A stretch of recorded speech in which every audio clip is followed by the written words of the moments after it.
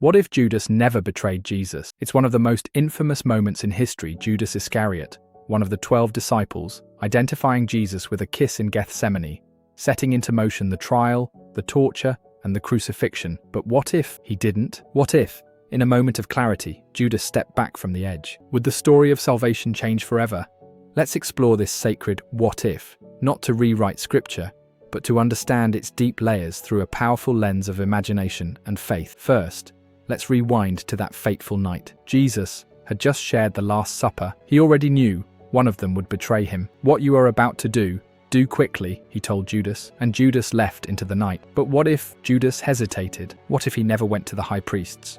What if he couldn't bring himself to sell his teacher for 30 pieces of silver? Then what happens? Well, no betrayal, no arrest in the garden, no trial before the Sanhedrin, no crucifixion on that specific Passover. But here's where it gets theologically fascinating. The betrayal didn't cause Jesus to die, it was simply the path to the cross. Without Judas, perhaps another path would unfold. Maybe Jesus would be arrested later, under different circumstances. Maybe another disciple would falter, or maybe the religious leaders would have found another excuse to execute him. Because according to Christian belief, the crucifixion wasn't a tragic accident, it was the fulfillment of prophecy. Psalm 22, Isaiah 53, the suffering servant, all of it foretold. But here's the twist. If Judas never betrayed Jesus, would Judas be remembered as a faithful apostle? Would he be honored in stained glass, rather than cursed in whispers? Imagine the Gospel of Judas, not as a text of scandal, but as a record of bold devotion.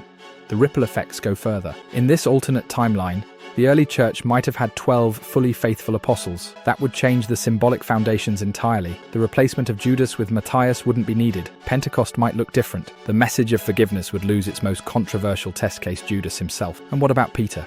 Peter denied Jesus 3 times, yet was redeemed and made the rock of the church.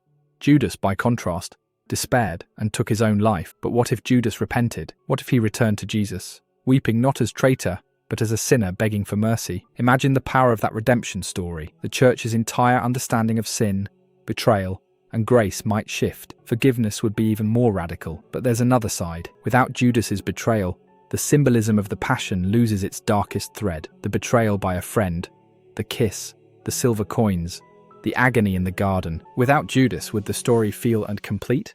Judas, in all his tragic role, serves as a mirror, a reminder that even those closest to holiness can fall. He represents free will, the danger of pride, the weight of guilt. Take that away, and the passion becomes less about human fragility and more about divine inevitability. Now imagine how history might have changed. Art, music, and film, all shaped by Judas's act. Without it, we'd lose entire paintings, plays, and reflections. The word Judas wouldn't exist as shorthand for betrayal. That cultural imprint vanishes. And yet, perhaps we'd gain something deeper, a vision of ultimate mercy, of a man who stood on the edge of betrayal and turned back. Because let's be honest, there's a Judas in all of us. We all have the capacity to betray, to falter, to regret, but we also have the capacity to choose differently, to return, to be forgiven. So maybe this what if isn't about rewriting the Bible, but revealing the hidden layers within it. What if Judas hadn't betrayed Jesus? The cross would still stand, salvation would still flow, but maybe redemption would look a little more human.